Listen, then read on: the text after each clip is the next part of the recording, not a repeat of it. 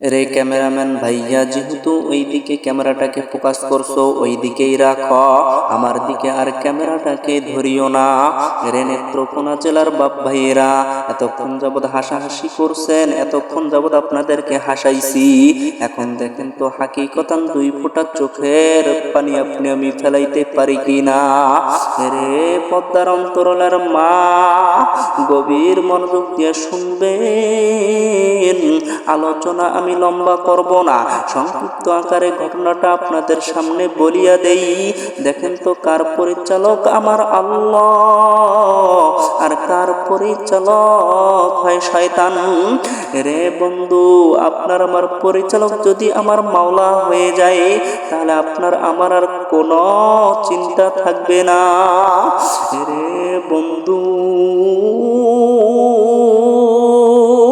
এখন তো যুদ্ধ চলতেছে ফিলিস্তিনের মধ্যে, সেই সময় যুদ্ধ চলতেছিল আফগানিস্তান এবং রাশিয়ার মধ্যে।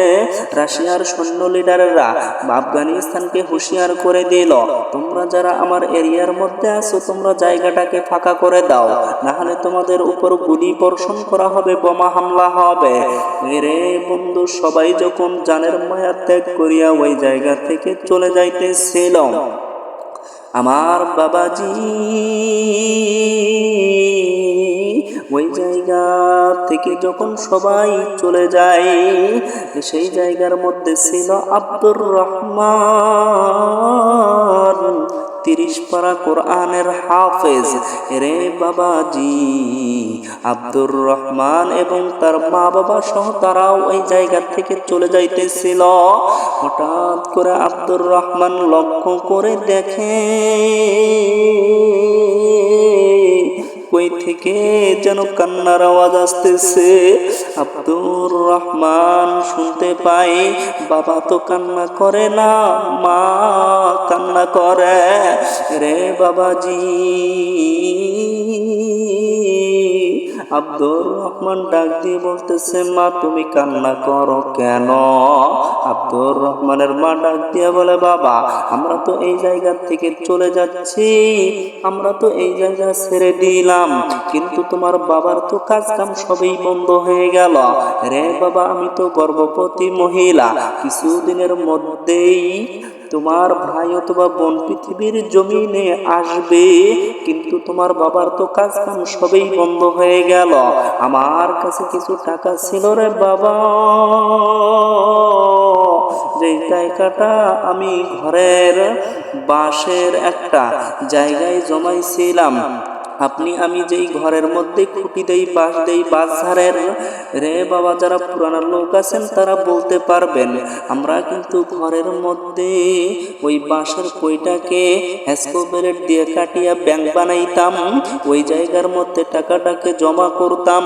আব্দুর রহমানের মাও ওইভাবে ওই জায়গার মধ্যে টাকাটাকে রাখছে। আব্দুর রহমানকে ডাক দিয়ে বলতেছে, বাবা ভুল ক্রমে রে বাবা, তাড়াতাড়ি আসার কারণে রে বাবা আমি ওই জায়গায় টাকাটাকে রেখে দিছি, টাকাটাকে নিয়ে আসার আমার একটু স্মরণ নাই। আব্দুর রহমান বলতেছে, মা আপনি যদি আমাকে অনুমতি দেন গো মা, আপনার তো বড় কোনো সন্তান নাই, আপনি যদি আমাকে অনুমতি দেন তাহলে আমি আপনার ওই টাকাটাকে নিয়ে আসব। আব্দুর রহমানের মা ডাক দিয়ে বলতেছে, বাবা তুমি কেমনে যাইবা? আব্দুর রহমান বলতেছে, মা ও মা, আপনি না আলেমা মানুষ, আপনি না হাফেজা মানুষ গো মা, ও মা আপনি দোয়া করিয়া দেন, আমি আপনার টাকাটাকে নিয়ে আসব। রে বাবাজি, আব্দুর রহমান বলতেছে, মা আমার বুকে আছে কোরআন, আমার পরিচালক তো আল্লাহ, ও মা আপনি না শিখিয়েছেন আর রহমান আল্লামাল কোরআন খলাকাল ইনসানা আল্লামাহুল বায়ান। ও মা কোরআন শিক্ষা দিয়েছেন আমার আল্লাহ। আর এই কোরআন যার বুকে থাকে সে কোনো কিছুই ভয় করে না, সে দুনিয়ার নাস্তিক বেঈমানকে ভয় করে না। ও মা, আপনি মা আমার বুকে ঝুলাই দেন আল কোরআন, আমার বুকে আছে কোরআন। ও মা, আমি অন্ধ হইতে পারি, কিন্তু মা আমার যেইটা জন্মস্থান ওই জায়গাটাকে আমি ভালো করে চিনি গো মা। ও মা, শুধু আপনি বলবেন কত নাম্বার খুঁটির মধ্যে টাকাটাকে রাখছেন। এইবার আব্দুর রহমানের মা বলতেছে তুমি কি যাবা? আব্দুর রহমান বলতেছে হ্যাঁ মা আমি যাব। রে বন্ধু, আব্দুর রহমানের বুকের মধ্যে আল কোরআনটাকে ঝুলাই দিছে। দেওয়ার পরে আব্দুর রহমান তার মায়ের কাছ থেকে যখন দোয়া নিল, মা বলল বাবা রে আমি দোয়া করে দিলাম এবং সুন্নত তোর হাতে এই লাঠিটা দিয়ে দিলাম। আব্দুর রহমান যখন টুকটুক করে চলে যায়, হঠাৎ করে রে বাবা রাশিয়ার সৈন্যরা লক্ষ্য করে দেখলো আফগানি মুসলমানকে দেখা যায় সাদা জুব্বা পরা, মাথায় সাদা পাগড়ি। আহারে কত সুন্দর চেহারার একটা লোক দেখা যায়। এই রাশিয়ার সৈন্য ডাক দিয়ে বলতেছে ক্যাপ্টেন লিডার পেয়ে গেছি শিকার।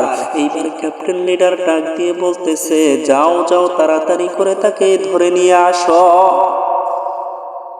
আমার ভাইরা আব্দুর রহমানকে যখন ধরে নিয়ে যাওয়া হলো, আব্দুর রহমানকে বলতেছে কি জন্য তুমি এই জায়গার মধ্যে এসেছো? আব্দুর রহমান ডাক দিয়ে বলতেছে ও কাকা,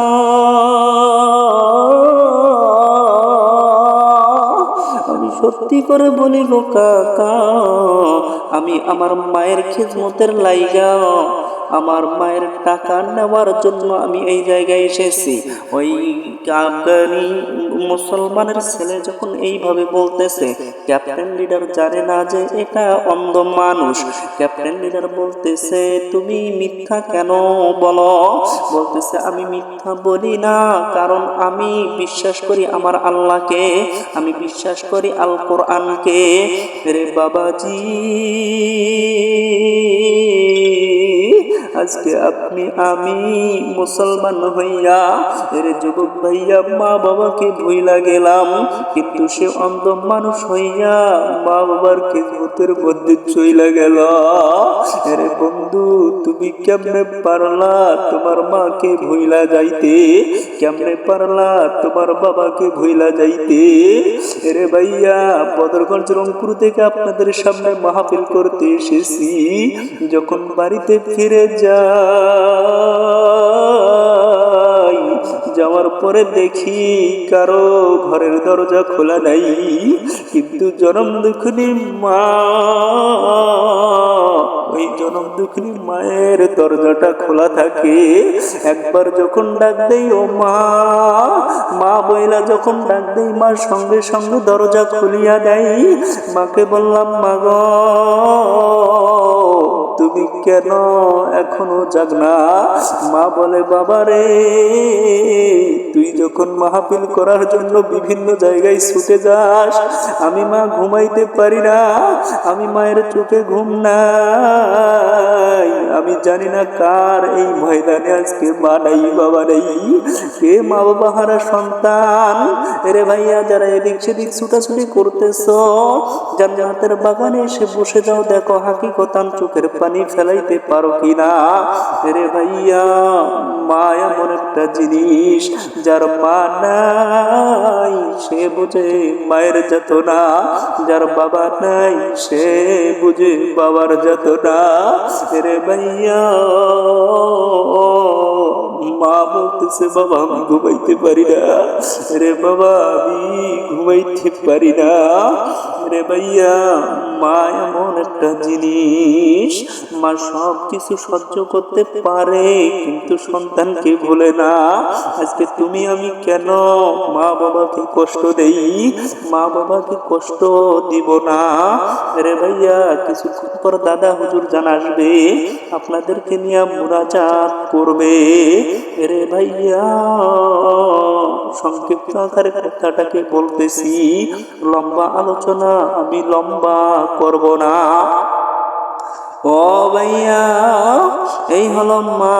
আহারে মা, মায়ের ভালোবাসা, বাবার ভালোবাসা।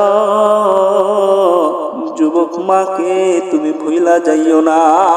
অন্ধ মানুষ, তাকে যখন বিভিন্নভাবে পরীক্ষা করতেছে, ক্যাপ্টেন লিডার ডাক দিয়ে বলতেছে আমি তোমার পরীক্ষা নেব।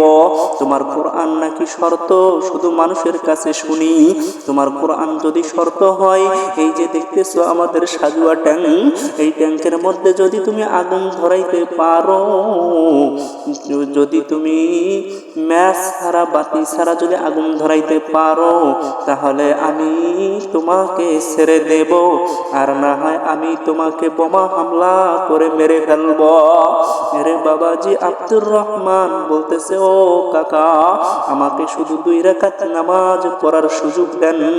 আমার ভাইয়া ময়দানের মধ্যে তাকাইয়া দেখেন অনেকের চোখে এখন কান্নার পানি, কিন্তু আমি বেশিক্ষণ আলোচনা করতে পারবো না রে ভাইয়া।